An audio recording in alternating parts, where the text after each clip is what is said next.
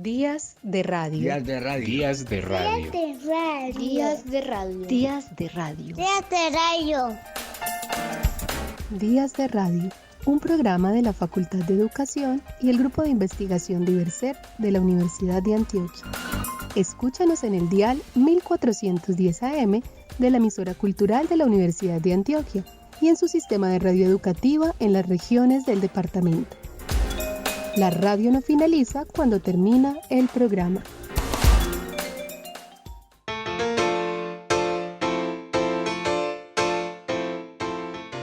Y Dios me hizo mujer, de pelo largo, ojos, nariz y boca de mujer, con curvas y pliegues y suaves hondonadas, y me cavó por dentro, me hizo un taller de seres humanos, tejió delicadamente mis nervios y balanceó con cuidado el número de mis hormonas, compuso mi sangre y me inyectó con ella para que irrigara todo mi cuerpo. Nacieron así las ideas, los sueños, el instinto, todo lo que creó suavemente a martillazos de soplidos y taladrazos de amor, las mil y unas cosas que me hacen mujer todos los días, por las que me levanto orgullosa todas las mañanas y bendigo mi sexo. Gioconda Belli. Hoy, en Días de Radio, invitamos a diversas voces de mujeres que hablan de mujeres, de la vida que en estas habita y de su fortaleza, de sus logros, caminos, andares, de mujeres que escriben y mujeres de ciencia, de mujeres que nos recuerdan la grandeza que habita en cada una de nosotras. Del libro de Mujeres Rebeldes, Manuela Gudel nos lleva a conocer a Jane Goodall, primatóloga, etóloga, antropóloga y mensajera de la paz de la ONU. María Teresa Munguía, mexicana investigadora, nos cuenta qué se dedica y qué significa para ella ser una mujer que investiga. En la voz de la profesora Ildamar Rodríguez, conoceremos a Marvel Moreno. ¿La habías escuchado antes? Y a propósito de mujeres que investigan, Fabiola Saavedro Caballero, mujer boliviana, nos cuenta un poco a lo que se dedica la economía de la educación. ¿Y qué tal si pasamos de los números a las estrellas? Pues sí, conoceremos a una astrónoma, Ana María Pérez. Y gracias a Radio Nacional de Colombia y su programa 200 años de mujeres pioneras, conoceremos a la científica colombiana Susana Fiorentino. Y para cerrar esta emisión, la profe Diana Carolina Osorio nos regala una carta de Clarice Lispector. Lo verdaderamente inmoral es haber desistido de una misma. Por ello, en Días de Radio, persistimos en la grandeza del ser mujer. Sean todas y todos bienvenidos a esta nueva emisión.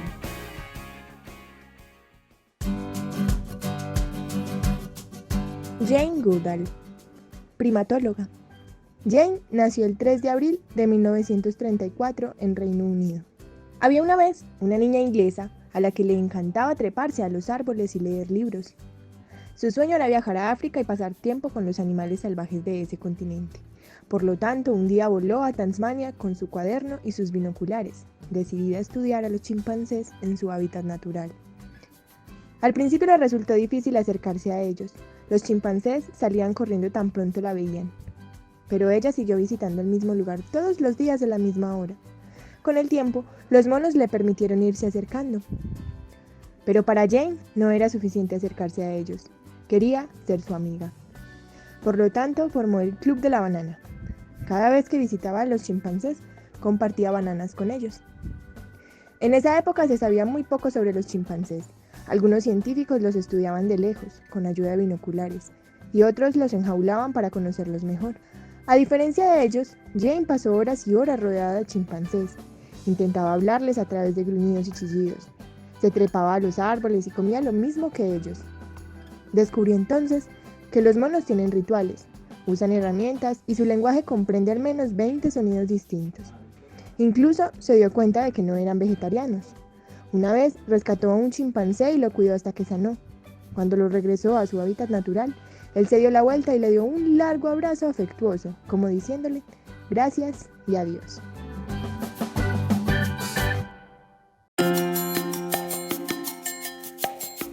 Hola, soy María Teresa Munguía Gil. Soy mamá y profesora en la universidad y también soy activista feminista que he dedicado mi tiempo a trabajar, a compartir y aprender de la relación con las comunidades.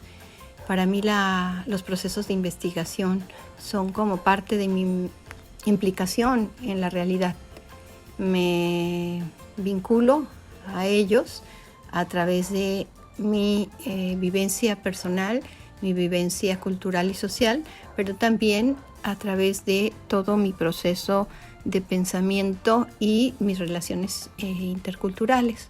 Cuando yo estoy investigando en una comunidad, en un pueblo, en un proceso cultural, no es que yo voy a hacer un trabajo allá, es que yo me inserto en la vida activa de estos hombres, mujeres, niños, niñas y comparto con ellos su realidad y los problemas que viven. Entonces este proceso me lleva a comprometerme, a implicarme con ellos para compartir las formas y los modos posibles de transformar esa realidad. De manera que me comprometo con ellos a un tiempo de estar, a un tiempo de aprender, a un tiempo de compartir, a un tiempo de enriquecerme y de compartir lo que yo sé para que con sus conocimientos y mis conocimientos podamos buscar opciones, alternativas o estrategias de construir mundos distintos, modos distintos de vida, relaciones más equitativas, pero también para aprender y generar nuevos conocimientos. Día a día en este intercambio los conocimientos se crean y se comparten.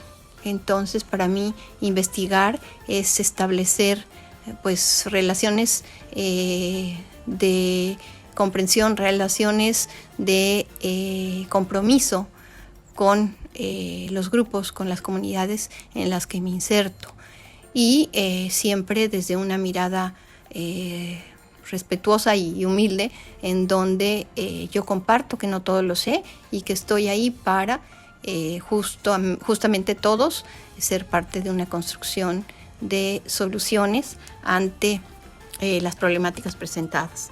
Investigar para mí también es reconocer que tengo una identidad y que esa identidad está en relación con los otros y con las otras, con los otros grupos o con las otras culturas o con las otras mujeres, los otros hombres, y que al intercambiar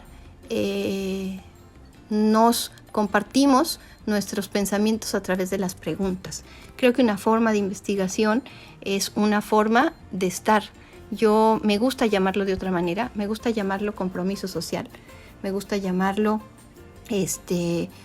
procesos de búsqueda colaborativa o cooperación en la resolución y en las estrategias de transformación, porque este estigma que se tiene de la investigación con respecto al método científico, yo lo he eliminado de mi vida. Investigo desde procesos aplicados, desde procesos de realidades trastocadas, con las cuales hay que comprometernos en esa transformación. Y este modo de investigar como mujer me hace también ser y actuar en la política de mi comunidad, de mi país o de mi territorio.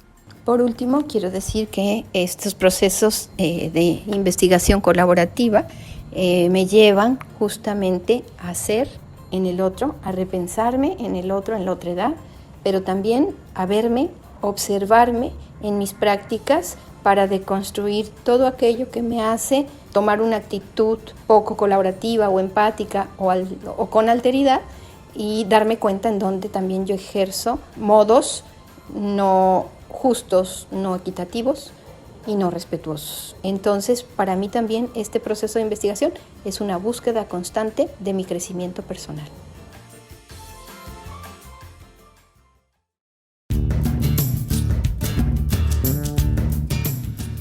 Hola, muchas gracias por la invitación. Mi nombre es Fabiola Saavedra Caballero, soy boliviana, nací en La Paz. Bueno, soy economista de formación. Tengo un pregrado en la Universidad Católica Boliviana en Economía, también una maestría en Economía con énfasis en investigación en la Universidad de AFIT. Y estoy próxima a graduarme del doctorado en Economía en la Universidad Católica de Lovaina en Louvain-la-Neuve, en Bélgica. A pesar de que durante mi vida profesional he tratado de ser multidisciplinaria en mi carrera y de explorar diversos aspectos de la economía, mi orientación es hacia la economía de la educación y la política pública. De hecho, gran parte de la investigación que desempeño se enfoca en educación terciaria y utilizo con frecuencia las bases de datos colombianas, en especial las pruebas estandarizadas Saber 11 y Saber Pro. De hecho, durante los 6 años que viví en Colombia, tuve la oportunidad de investigar acerca de estos temas, en especial educación terciaria y mercados laborales. Fui parte del comité asesor del ICFES De hecho, mi tesis doctoral y gran parte de la investigación está enfocada en estudiar cuán eficientes son las instituciones de educación terciaria cuando forman a los estudiantes, cuando ellos van a comenzar o van a participar en el mercado laboral. La propuesta que yo hago, la investigación o mi perspectiva, es que considero que la eficiencia de las instituciones de educación terciaria debería ser evaluada utilizando al estudiante como referente en lugar de la institución. Enfocarse más en cómo se desempeña el estudiante en el mercado laboral y cuál es el aporte que le puede dar la institución y la educación terciaria una vez que él se vuelve parte de este mercado laboral.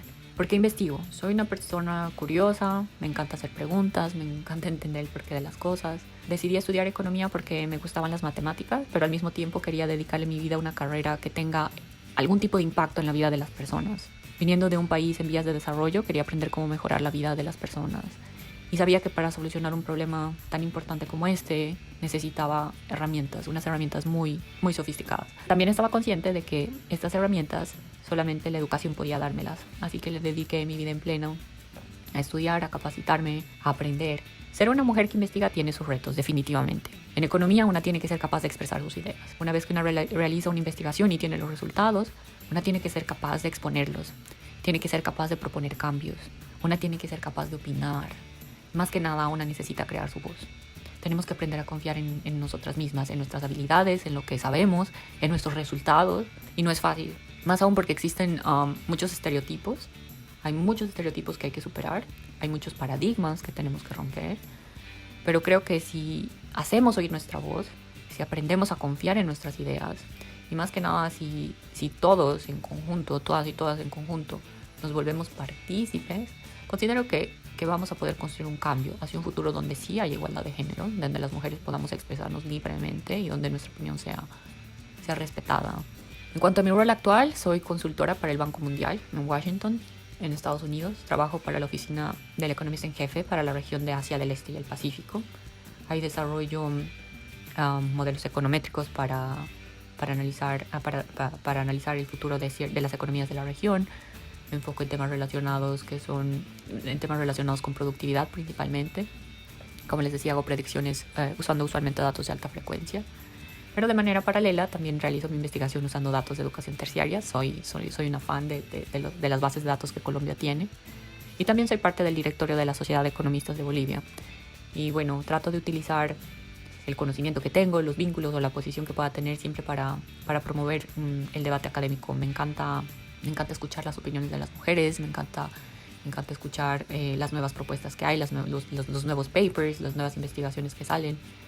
Así que siempre me trato de mantener al tanto de los temas académicos, investigativos que me agradan. Muchas gracias, espero poner con esto mi granito de arena y de todo corazón espero escuchar la voz de muchas mujeres en el debate académico y de política pública en el futuro.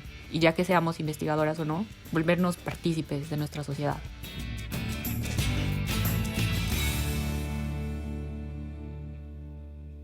Marbel Moreno es una escritora colombiana nacida en Barranquilla en el año 1939 y muerta en París en el año 1995. Su escritura, que tardó en llegar a nuestro país, a las librerías, se caracteriza por un análisis vivo de la Barranquilla de su época, de las relaciones de género y de las relaciones de clase social que se establecen allí. Durante mucho tiempo su voz no sonó, estaba silenciada quizás por su propio deseo, pero recientemente tenemos la ocasión de tener entre nosotros El tiempo de las Amazonas, la última novela que no había sido publicada hasta ahora. Sobre su escritura, Elena Araujo, otra escritora colombiana radicada en Suiza, que tuvo que emigrar para poder hacer de la escritura su oficio, nos relata cuánto empeño y cuánto aguante había tras esa fachada de sofisticación. Una vida de padecimientos y privaciones que ella lograba convertir a toda costa en apasionante aventura. Verdad contra el sinsabor cotidiano esgrimía e imponía su capacidad de inventar e inventarse en relatos elaborados a media voz o en novelas que nos mantenían a la expectativa desde que la primera, traducida varias veces y con premios internacionales, nos había revelado su asombroso talento para urdir historias intimistas o insólitas en un contexto de agudas tensiones sociales. Sobre esta escritora también nos relata Gloria Cecilia Díaz. Nos hicimos amigas o más bien conocidas, o para ser más exacta, pude entrar esporádicamente en su mundo. Para ver a Marbel había que ir hacia ella, tocar a su puerta, marcar su número de teléfono. Lo contrario ocurría difícilmente. Sin embargo, siempre estaba presta a escuchar, a charlar horas enteras sin culpabilizarse ni culpabilizar por el trabajo dejado de lado. Creo que se sentía un poco como una colegiala en recreo, liberada momentáneamente de los demonios y los recuerdos. Saberla en peligro constantemente me llevó a mitificar su fragilidad o a creer que ella misma la mitificaba. Me llevó a olvidar esa fragilidad, a verla acendradamente juvenil, a imaginarla en un cuarto en semipenumbra, cual maga trabajando siempre con sus pociones mágicas. Solo que sus pócimas no tenían nada que ver con el mundo de las hadas. La condescendencia no era su cuento. En sus frases laberínticas, su visión implacable de ángel exterminador se mezcla con la sabiduría de quien ha hecho el camino de sí mismo, de quien ha hecho la disección de los abismos de los otros, porque hace rato se ha asomado a los suyos propios. Recorrer los abismos requiere valor. No se deambula inerme por los caminos tortuosos del recuerdo. No se va desarmando a enfrentar los fantasmas que durante años y años han acosado a generaciones de hombres y mujeres. No se desnuda el alma de una sociedad. Si aparte del rigor y el talento, no se ha alcanzado una cierta verdad que se parece mucho a la paz consigo misma. Con este preámbulo de dos grandes escritoras queremos compartir con ustedes un fragmento de El tiempo de las Amazonas. Gaby decidió quedarse a vivir en París 3 horas después de haber llegado a aquella ciudad y sin saber hablar una palabra de francés. Sentada en una banca de la plaza Paul Polenbé, había mirado a su alrededor y vio a un anciano echándole migas de pan a gorriones y palomas que no parecían temer la presencia humana. Vio también a un muchacho enfrascado en la lectura de un libro y frente a él a una pareja de enamorados que se besaban en la boca. Todo esto era inconcebible en Barranquilla. Los chicos de cada barrio formaban bandas para matar a los pájaros a punta de honda. Leer en una plaza habría provocado la hilaridad de los transeúntes y besarse en público, la pérdida de la reputación. Gaby pensó que estaba en el lugar donde en principio habría debido nacer y resolvió instalarse allí para siempre. Tenía algunos ahorros en un banco norteamericano que le ayudarían a vivir mientras aprendía el francés y entablaba relaciones para poder ejercer su oficio de fotógrafo. En cuanto a su marido, Luis, terminaría por comprenderla. Tanto le había dicho que solo en Francia el éxito se debía al talento y no a las intrigas locales, que sin lugar a dudas aceptaría su decisión. Quedaba por delante el problema de anunciársela y ella observaba de reojo su expresión arisca, la misma que tenía cuando fue a recogerla al aeropuerto de Orly. Estaba feliz de reunirse con él, pero al llegar al hotel donde se alojaba y verle sacar del bolsillo del saco un manoseado librito sobre las 32 posiciones eróticas de alguna religión oriental, comprendió que nada había cambiado. Para entonces sabía que la sexualidad exigía un estado de ánimo en el cual la conciencia se perdía entre los laberintos de un placer ciego y sin nombre y cuya esencia profunda ningún libro podía revelar.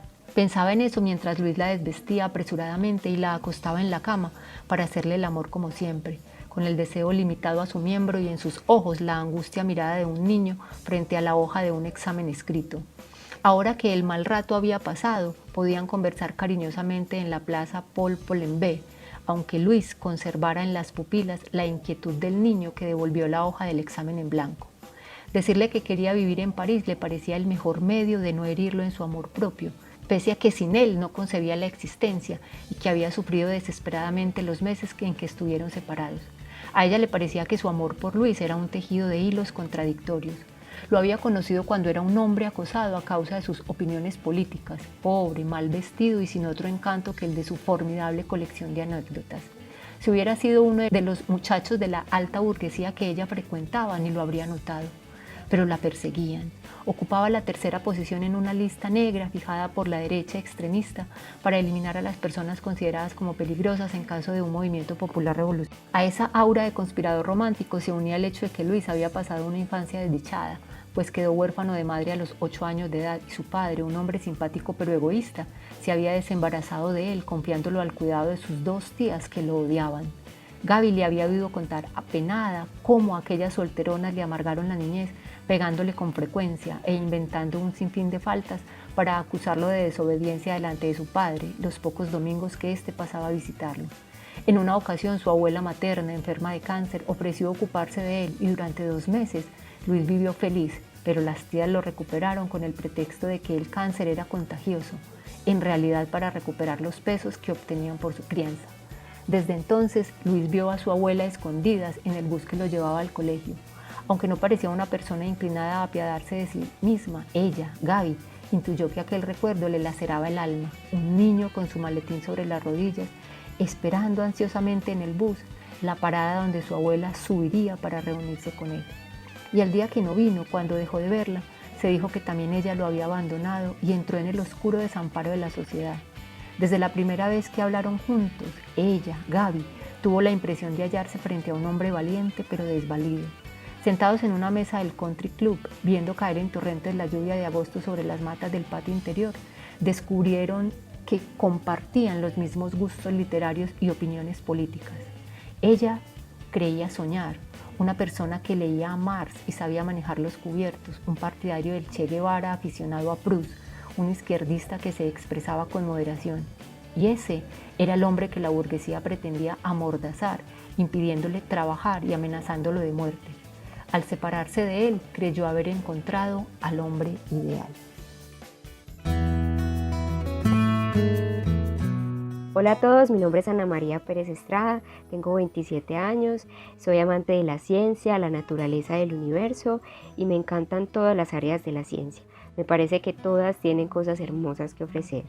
En mi caso soy astrónoma de la Universidad de Antioquia, soy la quinta persona graduada del pregrado de astronomía y la segunda mujer graduada de astronomía en el país. Como astrónoma he trabajado como profesora en la universidad, en colegio y también he ofrecido talleres para la comunidad, tanto para jóvenes como adultos. Más adelante en mi carrera decidí dedicarme a la conservación de la biodiversidad, así que hice un par de semestres de biología en la UdeA y luego me fui a hacer mi maestría en biodiversidad y conservación en Inglaterra, la cual estoy haciendo todavía. Yo pienso que la conservación de la biodiversidad es supremamente importante, no solo por el valor intrínseco que tiene la riqueza de la vida en la Tierra, sino por los servicios ecosistémicos que la naturaleza nos ofrece a nosotros los humanos y por el hecho de que todo está interconectado de una manera increíble.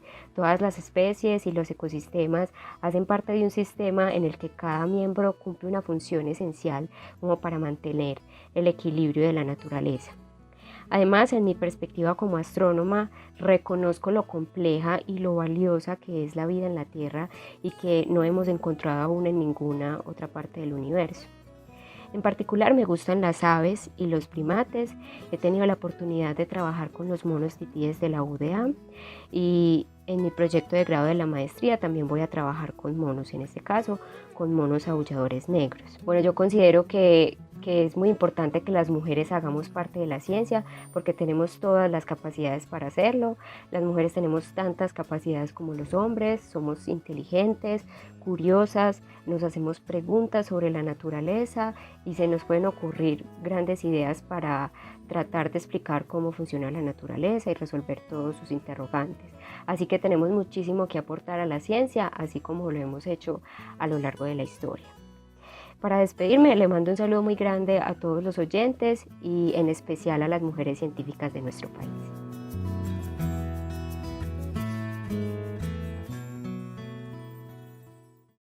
Y nuestra gran invitada de hoy está en su casa también, que muy amablemente sacó el tiempo para conectarse con nosotros y la presento. Ella es la doctora científica Susana Fiorentino. Vamos a empezar entonces a contar esta historia.